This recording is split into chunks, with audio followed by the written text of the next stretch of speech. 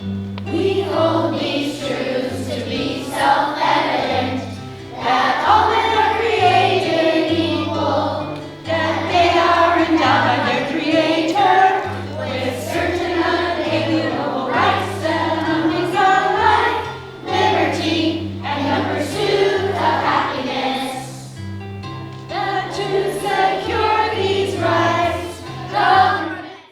Well, I hope our students go away knowing that America is a great country and we have some great issues that we have really messed up on, but we've really tried to overcome them. And that this is still the land where we have the right to freedom, but we have to be educated on what that entails. We can't just be passive partakers in the luxuries here without really doing our own part to maintain freedom. And that would be to know our founding documents and to do their job to create hope and for the future for everybody else around them.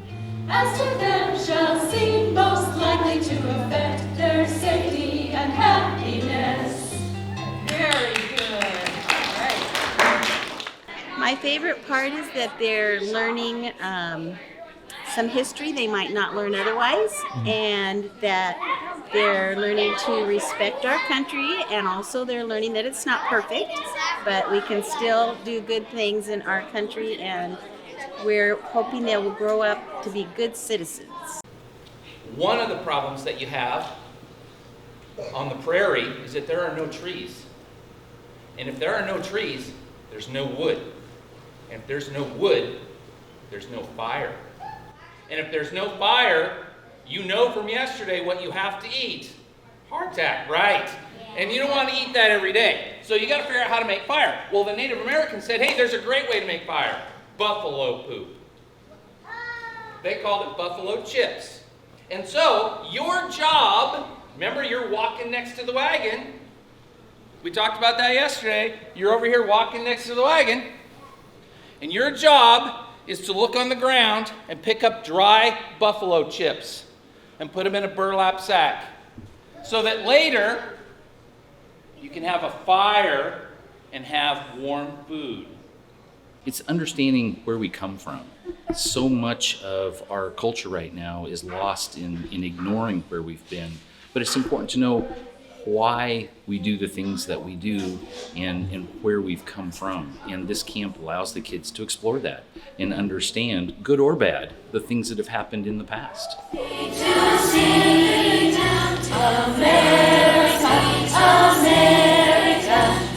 Land of hope and liberty, freedom rings from every mountain, from sea to sea, from sea to sea, from sea to sea, from sea to sea.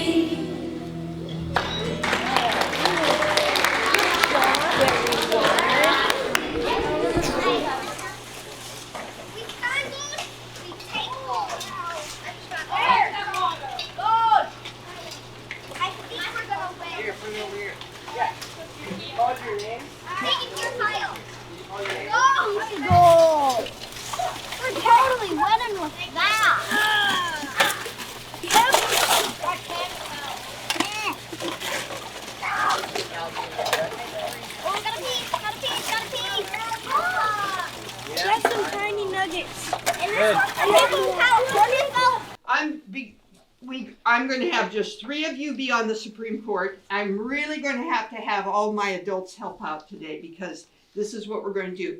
Right there by Miss Linda is the Supreme Court judge's robes.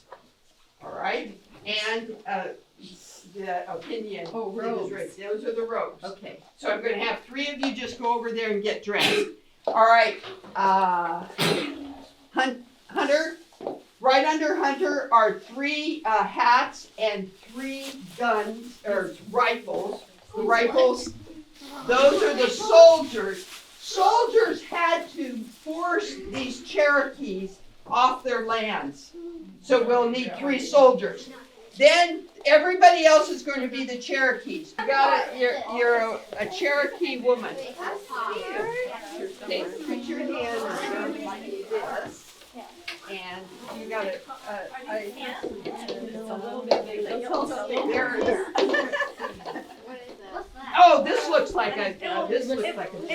right. Yes. Right. Oh my gosh! All right. Now, the Supreme Court is now in session. Hit your gavel. Here is the opinion given. The Cherokee Nation, then, is a distinct community occupying its own territory in which the laws of Georgia can have no force, in which the citizens of Georgia have no right to enter, but with the assent of the Cherokees themselves. Give one of the Cherokee people their baby. The blanket is scary. Well, it's all I can get. All right. Remember, this is the Trail of Tears, and you're going to just kind of walk beside them. Okay? We're escorting them. Okay? You're going to escort them out. Most of the Cherokee people left without having the soldiers walk with them, but they made sure you got out of here. Okay? Walk behind them and force your Cherokee people out.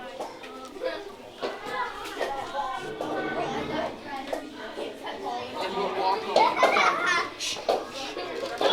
Walk to the cafeteria and come around. You're very sad. You're very upset. You're very upset.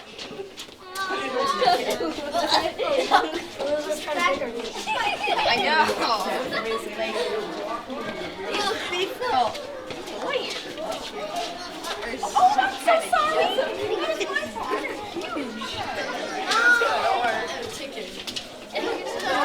Now we have to turn around. Turn around. Are you worried? Some of the events, like I remember seeing, like there was basically a recreation of the Trail of Tears. Do you feel like that you're worried about anyone seeing that as insensitive towards Native Americans to have that sort of thing? Being insensitive, Mm-hmm.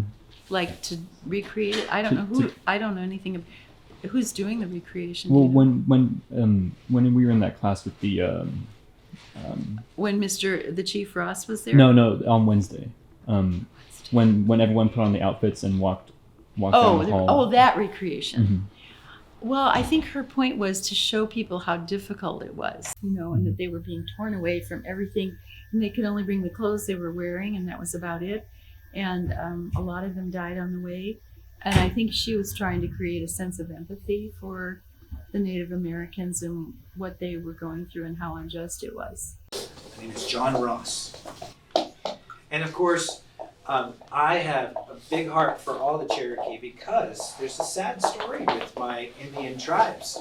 They were told that they had to leave their homeland. Does anybody know where the Cherokees lived before Americans got here? I'm going to show you on the map. You guys see that map over there? Anybody know? Yes, we lived right here. And can you imagine coming home from school one day and realize somebody else is in your house and said, "No, this is my house now. Goodbye." No. That would be sad, huh?